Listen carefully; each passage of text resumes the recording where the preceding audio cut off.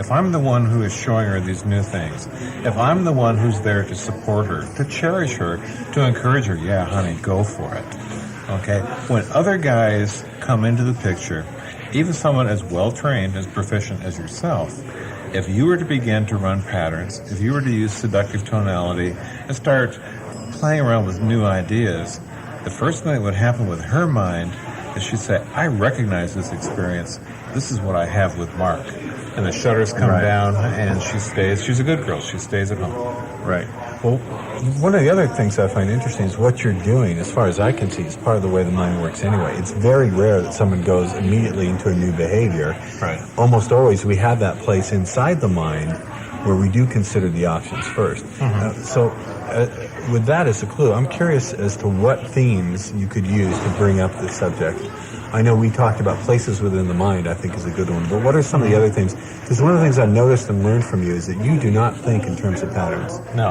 At all. You think, no, but it's true, you don't. Yeah. You think in terms of themes, which I think is brilliant for two reasons. It's brilliant because it gives you a broad range of patterns to stick in there, or parts of patterns. But second, it allows you to show genuine curiosity about the theme that you're interested in. Right. So what are some of the themes that a guy could use to use this building a better girlfriend process, to bring it up conversation? I talk very often on the concept of surrender, the moment of surrender, the act of surrender, one's will to surrender, the aspect within ourselves where we open up to an experience, a feeling, a sensation, or a change within our life that is like being swept away. It's a feeling and a power much larger than ourselves. And what is it that brings that about? And how does that actually manifest itself in our life? Now, this is important because guys listening to this are going, what is he talking about? Women understand this. Exactly. I've been there with you, right, yeah. The beautiful 6'1" waitress where she just wanted to sit down at the table with us. Right. I understand and you understand, and those who have done this understand that women will eat this right up. You talk a little bit about that, how that process of surrender is what women naturally think about anyway. It's not foreign to them, is it? No, it's true. They look for this in their life, and it's something that they cry out for in their life.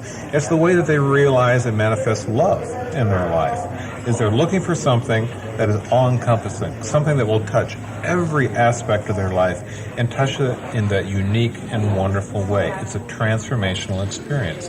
And they understand that being swept away by emotion is a good thing. For some reason, and I'm not entirely sure why, women are comfortable with the idea of being swept away, of surrendering to the moment, surrendering to the influence, surrendering to that special man who is deserving of everything they have to offer. And that's the key. They've got to be worthy. Time and again I hear that.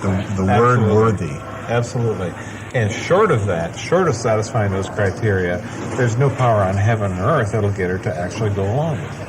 She may fake it. It may seem like she's going along with it, but there's always going to be that part that's in reserve. She may want it, she may try it, but she recognizes very early on that this isn't it. And because you are the one that she associates with the aborted attempt, the failed attempt, well, you're out of there. There's no comeback from that. Have you ever had the experience where you're speaking about surrender, the process of surrender, and women will have the response of, I did that, it was very